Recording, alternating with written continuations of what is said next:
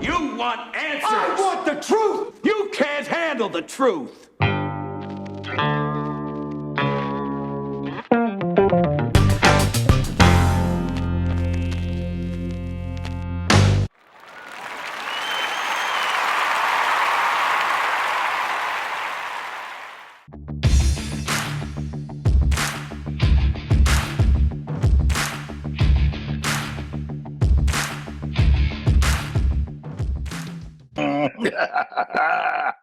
Okay, so we got, of course, there's a female that, I mean, where she threatened whatever, we don't know yet. We've never seen her. We've never seen video of her. No. Yeah, so there was a lady who pushed her way forward into the concert venue into the first row, and she started messing with another lady and told us that we were all going to die tonight. Do you know why she was saying that? I mean, was this after the shots were fired, or? It was about 45 minutes before the shots were actually fired, but then she was escorted out by security. And then you have somebody at the top of the building. We don't know which building. Right. But this individual, and at least Williams, right, watched footage. There's video of it. Of the shooting, of the female who made the threats, right, and the subject, right? He's using the word subject, not suspect. Not suspect. The subject, right, which to me is critical in the police sworn statement. The use of subject versus suspect is very critical. Yeah, and it's actually a footnote in some of their documents, right? The subject, so the incident. So maybe the fire that the rounds that he was seeing, where he didn't say they were coming from the roof, but he said he saw gunfire. Yes. And then, but he didn't say it was coming from the roof, but the subject was on the roof. And just to kind of put this weirdly in perspective, where was Chuck? He was doing some plumbing on what floor? Yeah, 62nd. 62nd floor. Right.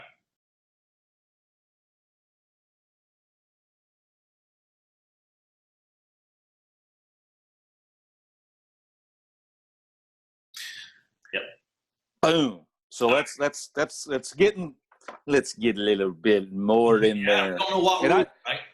And again, I can't see the transcript. This is the first time Bruce has read this to me. So like all the other videos. So.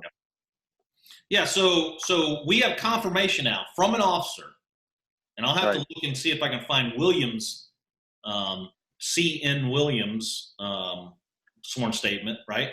But Charaska has confirmed he and Williams watched footage, which is video, of the incident, including the shooting, the female who made threats prior to the shooting.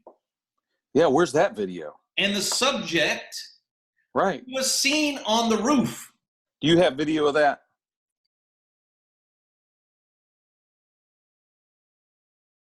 Burned to the ground or lost, but she still owns this land. So this is where the tiny houses are going to be. That's our guy. What's up, Jonathan? Good to see you again. Yeah, absolutely. Jonathan got the build started at his workshop and then brought him here for us to customize. So right now they're just taking shots. We've got a lot of guys here right now making some good progress. We're 2 houses though. Yeah. Right. This one looks bigger. Yes. Yeah, actually, this is a 32-foot. This is for Deanna and her youngest son. Yeah, correct. Yeah. Just go in there and take a look. Absolutely. So as far as in here, it seems pretty straightforward. Yep. 2 lofts, both sleeping lofts, and this is kitchen area back here. Yep. Living space where you are. And then on the other side, it's going to be staircase up into her master bedroom. Here we'll be sharing a 320 square foot tiny house with her 9-year-old son, Sterling. We'll maximize the space by giving them each an upstairs sleeping loft. In the living room, barn doors, exposed beams, and floor-ceiling glass doors will create a refined modern farmhouse look. Can we check out the other one? Sure. I'd like to see that one. So that one's a little smaller, so right? You like it? Oh. I like all the big openings, a lot of connection. I like this whole design in here just because thinking about it being like, a college kid with this kind of space, like So much better than a dormer. Coming in at 28 feet long, including 4 feet of porch space, Dane's tiny house will be very different from his mother's. Since he's an aspiring professional gamer, we'll give him a sleek and modern living space, including a built-in entertainment system with a bold monochromatic look, highlighted with concealed LED lighting. I think the real question is, like, what are we going to do with all of this area out here? The thing that strikes me about it is this is going to be basically one family unit. Yeah. And tying the two units together, I think makes a lot of sense, especially because this tree is so beautiful. I love the dynamic of having multiple tiny houses connected together to form one space. My suggestion would be, without kind of taking away from the natural beauty of this tree, creating like at least a dining space. Right now, these two tiny houses feel like separate spaces. So we'll connect them with a large deck and create an outdoor living space in the shadow of this beautiful live oak.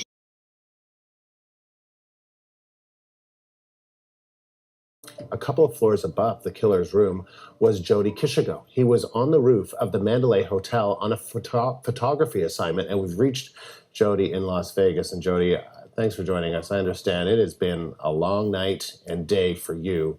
How are you holding up? I'm doing okay. What was it like when you were on the roof? Tell us about it. Okay, well, I was doing my job. I was doing some photography, and I had my earbuds in because I was listening to a radio program, and security came out and let me know that there was something going on. They asked me if I had heard anything, and I took out my earbuds, and that's when we heard more shots, and it was just like really rapid fire. It was like boom, boom, boom, boom, boom, boom, and it sounded really close. It sounded really loud. So I looked over the ledge to see what was going on, and we just saw all the people. The crowds of people, basically they were all clustered in one spot in the middle and the other stage kind of thing. And we didn't know if they were dead or alive. So me and the security guys we're asking each other, are they dead? What's going on? We had no idea. The scariest part, I imagine for the people down there, and a little nerve-wracking for us, was we had no idea where the shots were coming from or who was shooting. We didn't know if it was the police or an assailant or what was going on. We just knew that they were really loud and that there was something going on. People were running and screaming. The shots would stop, and then people would run toward different exits. There was like 3 or 4 exits, and so you see them streaming out different exits. And then the shots would start again, and everybody would hit the ground again. And it was just, they would go on for a long time, and they were really, really loud. And I was up there, and then the shot stopped, and then there were some single shots, like a pistol. And there was about 4 or 5 single shots that went off. So we had no idea how many people were shooting or anything. We just didn't have any clue.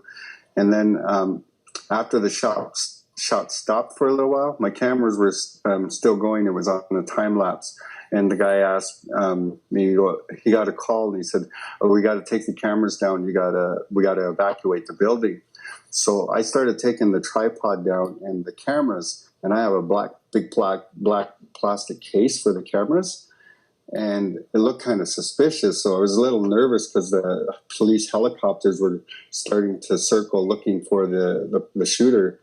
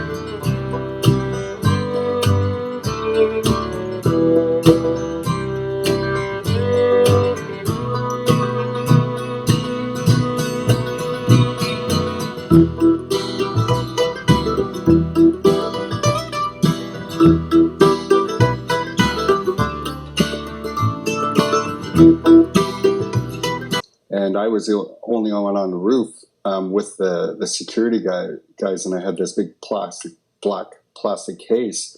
So anyway, they shined the spotlight on me, and the security guys must have let them know it was okay somehow, because they flew away after that. And I was able to get the cameras out, and we got into the building. And as soon as we got into the building, somebody yelled from another room. They yelled that the shooter is in the building, is in Mandalay Bay, and and then they just said, "Everybody get down, get down." So we hit the floor, we laid on the ground, and a few minutes later, somebody yelled again. They said, "That's okay, it's a SWAT team, they're friendlies. So just stay laying on the ground and raise your hands, let us see your hands." So we laid on the ground for about a good 10-15 minutes while they cleared the room kind of thing. And then they ushered us all into one smaller room. There was about 80 of us with staff and guests. And we basically were on lockdown in that room without knowing what was going on kind of thing for that whole time, right until 7:30 in the morning. Wow. Were you scared? I was it was more like shock kind of thing. We didn't really comprehend what was going on right away. The only time I got a little bit scared was when we entered the building and we didn't know where the shooter was. And somebody said they were in the building, and, they told us to get down. So we had no idea what was going on at that time. So that was a little nerve-wracking. When I was watching the shooting going on the ground, I thought the shooter was on the ground. So we weren't really scared. We were more scared for the people on the ground kind of thing, if you understand what I mean. Yeah, no, I do. And so so you were on the roof, so you could you hear the gunshots? And we know that the shooter was on the 32nd floor. What is the roof a few stories higher? Yeah, I was probably almost directly above the shooter, and I had no idea I was above him at the time. We thought the shooter was on the ground. Mm-hmm. So I didn't feel like threatened at that time because we assumed they were on the ground, and it's quite a ways distance from the roof to the ground.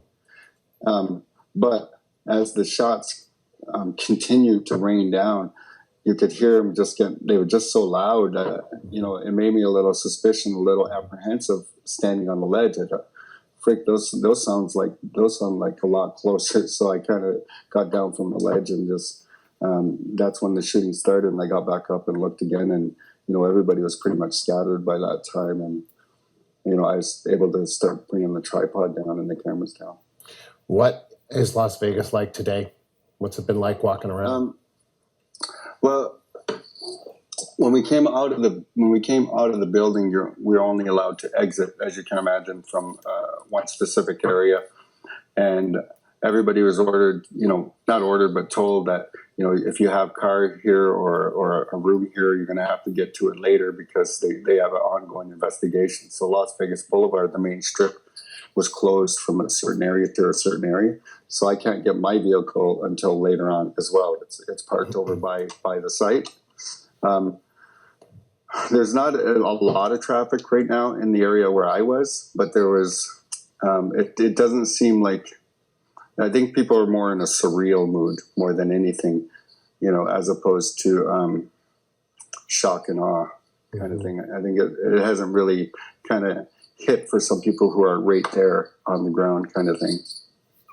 Jody, appreciate you taking the time to talk to us today. Thank you. Okay, thank you. Jody Kishigo in Las Vegas. He was on the roof at the Shooter's Hotel last night. Hey, what's going on? This is Six Sinatra, Brian Begay, and I'm doing a live feed for everybody out there who knows Joe. That I just wanted to let him speak on his own behalf, and I know a lot of people have seen a lot of information online and what's going on, but Joe was there. We're actually here at the Hooters Motel parking area, and just wanted to show you where Jode was at this top of Mandalay Bay right here in this area, and the shooter was down in this area right here. So we were both under the wire. Yeah. Where it's lit up of the words, he was right underneath, And down in this area is where the actual shooting did occur. So down here is where the concert was, right across. So I just wanted Joe to speak and Where do you let want me to everybody stand? know. You stand right here. That's good. Yeah. So go ahead and talk about your experience and maybe what you were thinking and just first notification of what was going on during that time. And Okay, so I've had a day to think about it really, kind of, because last night we were on lockdown. And a lot of people saw on my Facebook feed we were on lockdown. I kept up to date until 7:30 this morning, from 10 p.m. to 7:30 this morning, on the roof, dining and bar area on the roof there. So I've had all day. I've had a couple of interviews, and talked to different people about what happened, how I feel, and stuff like that. People always, yesterday and today, a lot of people were asking, are you okay, or how do you feel? And for me, right away, my mind thinks that, like my mother, it's no nonsense. She's very matter of fact, very honest. And some people look at it as insensitive. So in my mind, I was getting kind of bitter, and I was like, "What do you mean, how I feel?" And I wasn't the one on the ground. I was on the roof. In my mind, it wasn't about me. I was just there recounting what happened, kind of thing. But now that I've had a full day with it, and I've had some emotions today about it, I can understand where people are coming from, I guess, and I can have that sense of emotion, that sense of feeling, acknowledge that sense of emotion, that was an emotional experience. There were some people panicking, and some people were calm as well, and when everything was going on, I had a sense of fear a few times. Like when I hit the ground and we didn't know if the shooter was there, I had that sense of fear right away, kind of thing. But deep down, I kind of knew we were going to be okay where we were. Part of it was just logistics. I mean, we were on the roof, and if there was a murderer on the loose, kind of thing, they had to come upstairs, and there were already SWAT teams there as well. So, almost like we had a fighting chance, kind of idea. Right. So that was kind of playing through my head. All these kinds of thoughts were playing through my head throughout the entire night, because we were on lockdown from 10 o'clock right to 7:30 in the morning. And how about the other people on the top floor? What were they? It was kind of weird in a way, because there were some people that were really desensitized toward it, I guess, in the sense that they were, I don't know, maybe they were partying or whatever, they were having drinks with dinner, and they were in that feel-good kind of mind frame. So when this news was coming, they weren't treating it like it was real, some of them. They were treating it like it was news in Dallas. It was news somewhere else. Right. But this was happening right where we were. It wasn't somewhere else, Yeah. And I remember thinking about seeing some people there and I wonder if there's anybody here who knows people down there, and they're just being quiet, trauma kind of right now. And I'm thinking of those are the kind of things I was thinking throughout the night, kind of thing, wondering what everybody else was going through, kind of thing. As you're looking over the ledge and these things are going on, are you kind of just thinking, like, there's a lot of people down there that are just being shot, and there's really nothing you can do, but that was hard. That was hard, man, because, like I said, like I'm looking over the ledge, like this over here, right? Right. So the ledge is up there. It's about 5'9", 5'9", and there's a wire cable right here, and I have my tripod, my camera here, and I stand on that wire cable to see above. Yeah. So when the shots were happening, I was sitting down here listening to my music, kind of thing. And then the guy let me know that the shots were fired. I took my earbuds, and I heard them really loud. So I jumped on the cable and looked over, and I saw a whole bunch of people in the middle. Like earlier in the day, that I was out there all day. So earlier, that whole area, that whole concert area Mhm. was just packed with people. You couldn't Right. see any part of the ground. It was just They said people. there was 20,000 people down in And they that were all little crammed area. in. They were Right. all crammed in there. Like Right. it was just head to head kind of thing from the top. That's what you saw. When I looked over after the shots were fired, what I saw was a cluster of people in the center kind of thing. Mhm. And we couldn't see very clear, so we were like, I got my glasses on, I'm looking as best I can. I got the camera lens, and I'm trying to zoom in. I can't really see what's going on because it's so far away. Mm-hmm. So we were asking each other, it's like, are those people all dead? Right. We didn't know that was all freaking dead people in the middle there. But then the shot stopped, and a whole bunch of people from that center started exiting. Mhm. So then we saw what was going on. Then the shots started again, and then they all hit the ground again. So it's went through a series of stuff like that, stop and go, until it was like almost all scattered out. Were you close enough to where like there was like ringing in your ears or anything, or was it just like No, it wasn't just ringing in the totally, ears. totally It wasn't- loud? No, it wasn't ringing in the ears, but it was freaking loud. Because if you have ever heard an AK-47 or a gun Right. that high powered, Yeah. at close range, like 10 feet away from you or whatever, Right. it doesn't ring your ears, but you can Yeah. hear it. You Yeah. know, it's loud. I know It when sounds powerful. You know what I mean? Right. And that was an automatic. That wasn't Yeah. a semi or a single shooter. That was Yeah. like that loud. Yeah. So it was loud. Yeah. I know And when thought I it watched the videos, I heard the shots, but it was more like a sniper like fire, and it was just clean. It sounded like they were just falling down, like the shots were falling down. They were really sharp. But from your angle and the angles from other places, you know, they were loud kabooms that were going off, but fast. Yeah, but really fast. Yeah, and so what I was picturing at that moment was,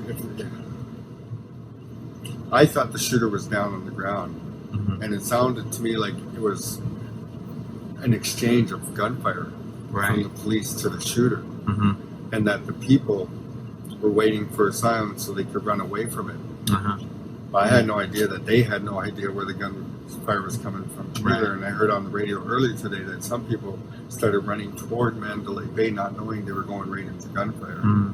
Kind of, that's pretty messed up. Yeah. I was talking to one of the guys tonight who was on the ground, our contact, and he was pretty sad too because it's just a sad situation. Right. But from what the footage and stuff that they were seeing, you know, I think he acknowledged that it was an AK-47. He goes, because those were high-powered bullets Mhm. that went through 2 or 3 people. Wow. So some of the shots were one shot Mhm. kind of thing, Yeah. and it would hit 2 or 3 people Yeah. as opposed to just one.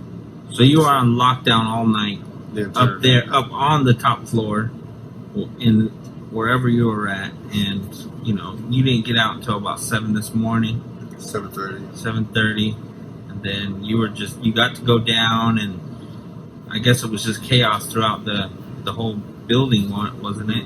Or was it kind of like every day, like you No, see? it was kind of. That's why I thought it was kind of surreal. I told somebody earlier that it was more of a surreal feeling because everybody was just kind of walking about, going to do their business, whether it's going to get their car, going to their hotel, Right. going to get a cab, whatever. There was no sense of collective sadness or collective angst or collective panic or anything like that. It was more like, this is tourist town Las Vegas, and this is something that happened. So it was a really weird experience in that sense. You know, and maybe everybody else was kind of nervous and didn't want to think about it. I don't know how people process, right? Yeah. I know myself living here, Mhm. and when I heard about it, a friend texted me and told me that there was a shooting on the strip, and I was like, there's every day that this happens. You know, it happens now and then. People get, you know, car drives over people or somebody's doing a stabbing. So this wasn't really something big on my radar either. And it wasn't until, you know, he's like the active shooter. He's actively shooting right now. And that's when I got on the TV and I checked the news channels, and then I text you and I was like, what are you doing? Where are you at? Or you're on top of the building. What are you doing? Like, you know, it freaked me out by then, but I know for you being actually up there, oh man, I can't even Well, here's the thing, right, Brian? I was up there, and like I said, I had that sense of calm the whole time, Right. and I think I may have desensitized myself to what was happening. Maybe it's a defense mechanism or whatever, or maybe I really was in control of my own, actions at the time. Mm-hmm. Because right now it kind of hit me like a ton of bricks a few hours ago. You were there, you saw it. Right. It's like, just overcome with emotion. And even like I said, even that guy who told me about the bullets that went through Right. 2 or 3 people. He's got military training. He's been in special forces and stuff, and he's seen some stuff, and he was emotional. I could tell, like, you could see the tears. He was fighting back as we were talking, you know what I mean? And he said it was the same thing for him, that they were fine during the night, and everybody was like kind of discussing what was happening and trying to get a handle on everything else, and he was, professional business as usual, and he said just for today, it just hit him too, kind of thing. Yeah. So for whatever reason, some of us, I guess, need that time to process, and then when we do, it's like all of a sudden it's a overwhelming surge of emotion and confusion, and trying to process what really happened, Right. because you try to rationalize too, and you want to rationalize and think that, well, it's life and death, people die, people live, and sometimes that's the way the universe works, so we rationalize to help ourselves cope. Yeah. But the fact is, that's freaking tragic. Yeah. There was little kids down there, I think, Yeah. like some parents brought Mm-hmm. kids, not a lot. I mean, it was mostly an adult thing, I think. Right. But there's young people. So I don't know what roof. We'll see. So then he says the information obtained was included. The information obtained was included in the crisis negotiation team intelligence report that I haven't seen. I mean, yeah. And forwarded to the counterterrorism as period. All right. So we need to know, anybody out there, please send us at twintalkradio@gmail.com. That's The pivotal. crisis negotiation team intelligence report, Right. or any sworn statement that you know of from a counterterrorism individual on the force who may have received this forwarded report. Right. Wow. All right. That's right there is pretty powerful. To actually have footage of that. Somebody saw it. That's wild. That we've yet to see any of that. Yeah, and that was during. He's at the CP, remember? Right. North end of the festival. He actually was at the Harley Davidson place, and he has a team, right? Right. I mentioned Williams, but he's the chief of that team, and he went to the CP. So during this event, probably within an hour or two of this whole thing taking place, he's watching this video. In chaos. Right. All right. In chaos. So he says then on October 2nd, 2017, at approximately 0600, 6 p.m., the momentum of the incident had slowed, and the agency moved towards the investigation phase. Okay. Shortly after this time, I was released by Sergeant Bates. All right. So what else did he do from 10:30 to 6 a.m.? Don't know. What? Right. So he, but hey, he gave us some good information. Right. I mean, wow. All right. So his last paragraph in his sworn statement, that wasn't his last statement. So his last paragraph in his sworn statement says, on October 2nd and 3rd, Okay. I also assisted counterterrorism, right? That's the team Where the report went. where the report went. Yeah. I also assisted counterterrorism with follow-up on some leads in the investigation, including gathering surveillance at Mandalay Bay, Ah, okay. All right. contacting a PR, right, Okay. and providing a document analysis summary, which is another document, Right. and providing a document analysis / summary of a deposition. The suspect, I don't know who that is. Right. Not the subject, but the suspect. He uses suspect and subject in this same sentence. Okay. All right. So let me just read it. So Right. it's kind of hard to understand. So he says, I also assisted counterterrorism with follow-up on some leads in the investigation, including gathering surveillance at Mandalay Bay, Right. contacting a PR, and providing a document analysis summary of a deposition the suspect was the subject of. Ah. Okay. Okay. Okay. So who was that suspect that they were a subject of? Right? Right. We don't know. So where's that report? Right? Man. Results of this investigation, results of these investigations, so there are multiple that he looked at, Right. plural, were forwarded to the watch desk. So who The is watch desk. Right. Is that for the LAPD, or is that watch desk of Mandalay Bay? Or I mean, I would imagine the LAPD, but don't know. I mean not LAPD, but Las Vegas Yeah. Police Department. So he's written 2 documents, gathered surveillance video, watched footage, Wow. talked to suspects on multiple days, multiple suspects or subjects, Right. and sent these reports to counterterrorism, who he worked with the following days. Right. And then he also sent this last report of a suspect that was the subject, and forwarded to the watch desk. And then right below that, he says subjects interviewed, and he lists the subjects. Subjects, right? Huh. Subjects interviewed. Not 1, 2, suspects. 3, 4, 5, 6, 7. Right. Right? 7 subjects, not suspects. Right. Makes a difference. And all 7 are blacked out. Is there any letters? No. They really did a good job? A really good job. Must have been a different guy.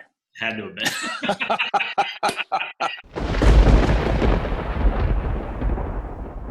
You want answers. I want the truth. You can't handle the truth.